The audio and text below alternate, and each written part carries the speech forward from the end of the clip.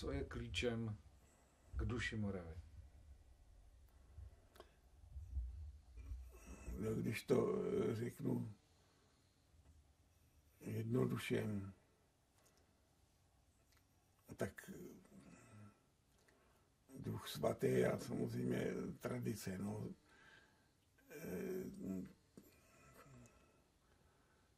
Bez základního vědomí postavení člověka tady na zemi, že tedy lidský život má smysl nějaký, že s ním musím nějak zacházet, že ručím nejen za sebe, ale i za ten svůj rod, za ten náš rod, tak bez toho se nepohneme. Jak k tomu prakticky dojít? To, co dřív bylo samozřejmě, že se v každém zpěvníku najde ještě z minulého století velmi upřímně míněný odkaz na toho Cyrila a Metoda, kdy jsou opravdu vnímaný jako srdce Moravy a nejen Moravy, ale i srdce celé kultury našeho křesťanství, řekněme i toho svatováclavského českého.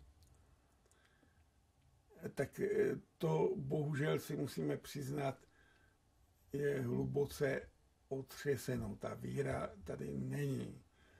A bez víry se nikdy nic pořádného nedá prosadit. Já samozřejmě nemůžu z lidí dělat nazpět křesťany, to není v mých silách. Jenom upozorňuji, že bez toho to nejde. Teď by se ještě muselo říct i to, že ta víra je tady sice na Moravě, tady ve smyslu věcí, že aby nebyl nějaký apodiktický, nebo aby to nevypadalo nějak moc církevnickým. Takže ta víra tady je ještě, je mnohem větší než třeba v těch Čechách, ale že potřebuje tu kulturu, to kultivování, to třibení, že to musí být nějakým způsobem mladý, původní, že by to mělo mít tu horoucnost těch konvertitů, kteří si to pro sebe objevují. To je role církve v první řadě. Církev ale zase je potřeba říct, i když tady znám, musím být osobně, já to nemůžu říct jinak, znám tady řadu nebo pár teda skvělých, velmi obětavých mladých kněží, ale ta církev dneska, i když ten Ratzinger vypadá teda moudře a určitě je, tak není zrovna v lehké situaci vnitřní, protože sama se otevřela velmi do kořán už dneska před skoro 50 lety té sekularizaci vnitřní, to je ten druhý vatikánský koncil. To se lidem začalo říkat, že to není tak důležitý a že každý můžeme věřit podle sebe a každý můžeme dojít spásy podle svého, no tak řekněme. Je to zjednodušený, ve skutečnosti je to mnohem složitější, ale po ovoci poznáte je a i tady na Moravě je trend velkého odpadu. Jo? To je statisticky doložitelný, samozřejmě mnohem méně než v Čechách. Takže když bych chtěl být pozitivní, nejde to bez toho pozitivního a nedovedu si to představit bez toho kultu, nedovedu si to představit. Člověk sám není podle mě autonomní jednotka, člověk má smysl jenom ve vztahu k Bohu a není to jenom záležitost naplnění mýho, ale i vůči tomu celému společenství, tomu národu a potom i k tomu společenství těch stejně věřících.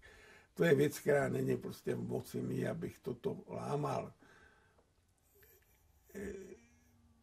To je pokud jde o otázku toho ducha. Ale je tady i tradice. Tady nezbývá, než se modlit, to, co na to člověk má říct.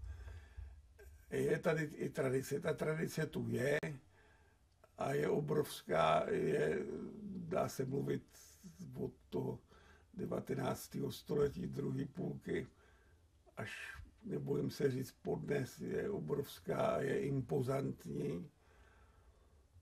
A jestliže se říká, že tento národ, ale myslí se tím samozřejmě i Češi, zachránil pro církev, ale i pro kulturu vlastně a udělal víc práce než celá legie biskupů, arcibiskupů, ty, kteří to mají jako v popisu práce, takže byl Josef Florián tady na Vysočině ve Staré říši, tak je to svým způsobem pravda.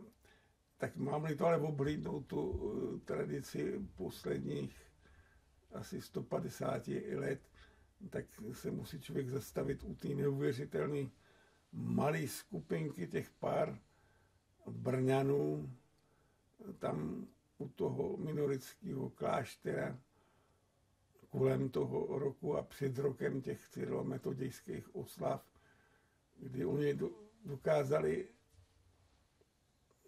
vzkřísit a uvést znova do života tu ideu cyrilometodějskou.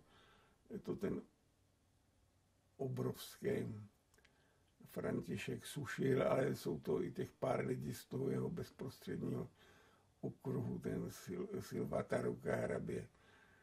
A ti všichni dokázali tak zanítit tu Moravu, tehdy sice spící ječmínkovsky, ale ne ještě zkaženou pro ty cyrilometodějské oslavy, že to byl prostě obrovský triumf, nebo triumf taky, který trvá do dneška a i za toho komunismu to byl ten Velehrad, který pořád dokázal soustředit to nejlepší z toho národa, kde je to živý a kde je to žitý.